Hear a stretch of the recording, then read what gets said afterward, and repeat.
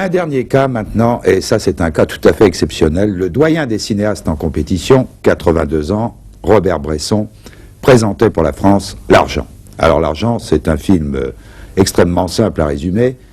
C'est l'histoire d'un livreur qui est accusé à tort d'écouler des faux billets de 500 francs. Il va avoir des ennuis avec la police, et ce simple incident, qui aurait très bien pu s'arranger, mais entre parenthèses, il y a le dicton « selon que vous serez puissant ou misérable », ce simple incident va bouleverser sa vie. Il va aller de déchéance en déchéance, descendre aux enfers, et arriver jusqu'à l'extrême, c'est-à-dire jusqu'au meurtre.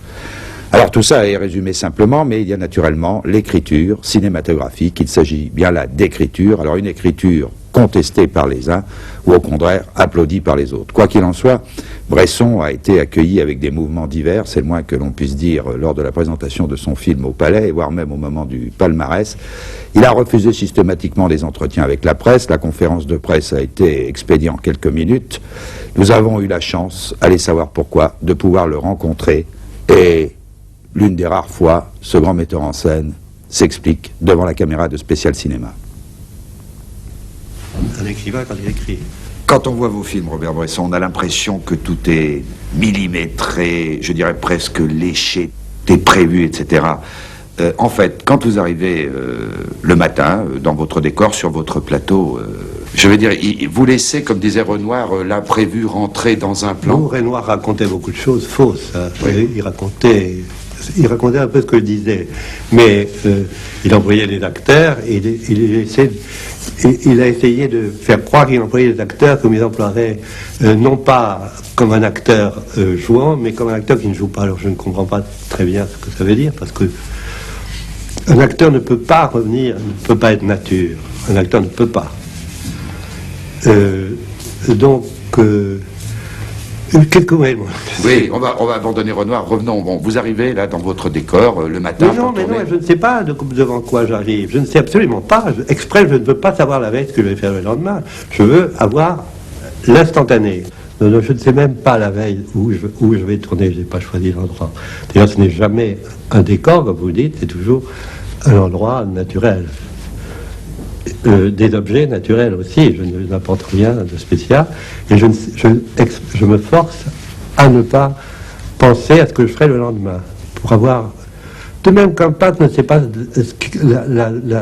la prochaine touche, le prochain coup de pinceau, il ne sait pas ce qu'il va être. Et un peintre, s'il pouvait, il n'y a pas d'art sans surprise et sans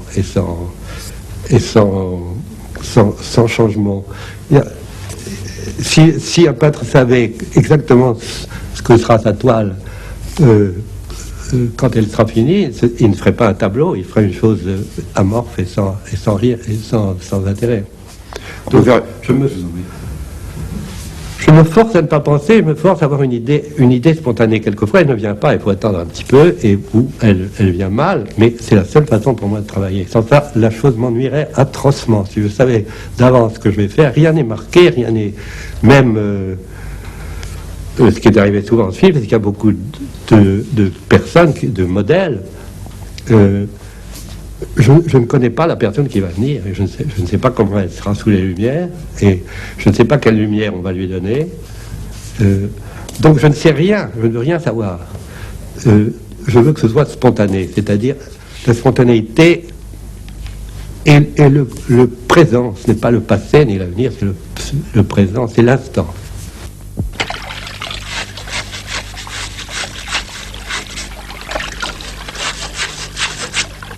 Et on vous bat. Vous êtes seul à faire tout ici. Vous esquintez pour tout ce monde. Comment est-ce que vous ne vous jetez pas tout de suite dans la rivière?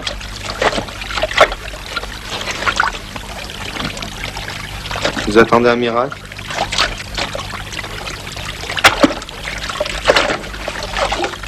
Je n'attends rien.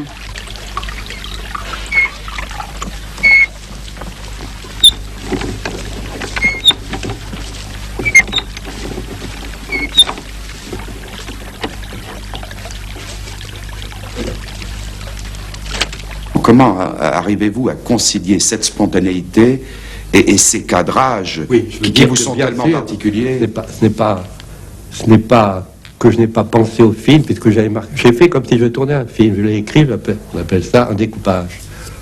En plan séparé, je l'ai fait entièrement entre 4 murs, tout seul. Et j'ai réfléchi, j'ai fait mon film mentalement. Après, donc, je laisse ce découpage de côté, je ne le regarde plus, et je tourne, mais entre le film sur papier et le film dans la réalité, il y a un fossé. Et là, c'est pas du tout la même chose. Tu es étonné de ce que le réel est quelque chose qui n'existe pas sur papier. Donc, forcément une surprise. Mais je l'aveu total. Il faut se mettre devant le neuf. Je tiens à me mettre devant du neuf. Du neuf et du nature. Pas du naturel, du nature. Et je veux qu'il se passe quelque chose en moi à ce moment-là. Et ce quelque chose en moi, je veux le fixer sur la pellicule, sur les 2 pellicules, et que ce soit du neuf tout le temps. C'est-à-dire que je crois beaucoup à la beauté, mais la beauté n'est beauté que si elle est neuve. Au moment où vous tourniez l'argent, est-ce que vous avez senti, est-ce que c'était palpable pour vous, ce renouvellement de vous dont vous m'avez parlé tout à l'heure? Oui, j'ai senti que je faisais des choses beaucoup plus intuitives, que je me lançais dans des... Parce qu'en tournant, je pense au montage. Je pense que cette image que je fais sera enveloppée dans 2 autres images, celle qui la précède et celle qui la suit. Donc, tout ça n'est pas... Il y a le hasard aussi qui joue. Je crois beaucoup au hasard. Au fond, mon film n'est fait que de hasard. De même, n'importe quel art est fait de hasard. Quand l'écrivain se met à sa table ou écrit sur ses genoux, il écrit un mot, il ne sait pas quelle sera la phrase qui viendra. Il ne peut pas le savoir. Il a une idée vague, il a eu, et souvent il n'a plus d'idée du tout. Et sa main l'aide à continuer. Et son état de grâce aussi l'aide à continuer. Mais il ne faut absolument pas avoir d'avance, si ce n'est avoir une idée globale du film, de la vitesse du film, du rythme.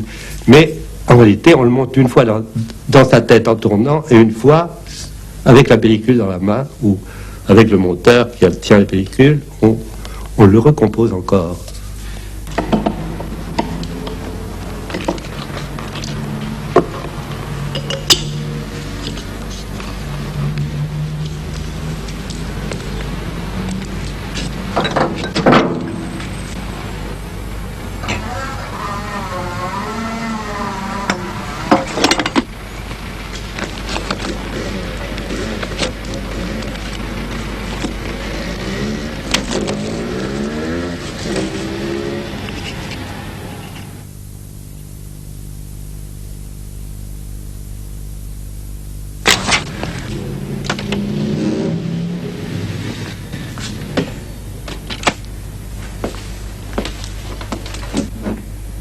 Salut. Salut.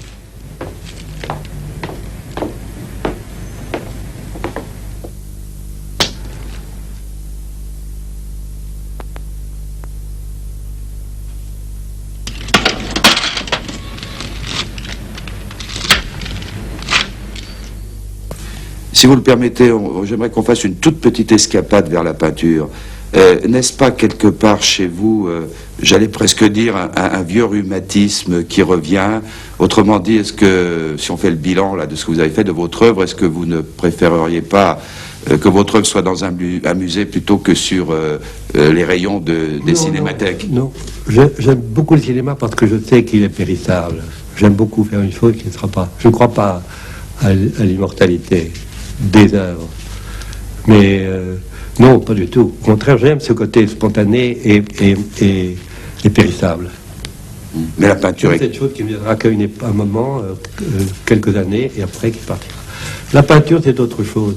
Je ne pense pas du tout, vous savez, à la célébrité. D'abord, je suis loin d'être célèbre. Je suis de plus inconnu, donc je ne vois pas comment plutôt inconnu. Si... je ne pense pas à ces choses. Je pense à la joie de tourner, de travailler. Mais la peinture ne vous habite pas? Et de travailler comme un ouvrier qui fait bien son travail. Oui. Mais la peinture ne vous habite pas quelque part? Je veux dire, il n'y a pas des... La peinture, il n'y a pas un instant où je ne pense pas peindre. Je dis, mon œil n'arrête pas de peindre. pendant que mon oreille aussi n'arrête pas de trouver des choses, mais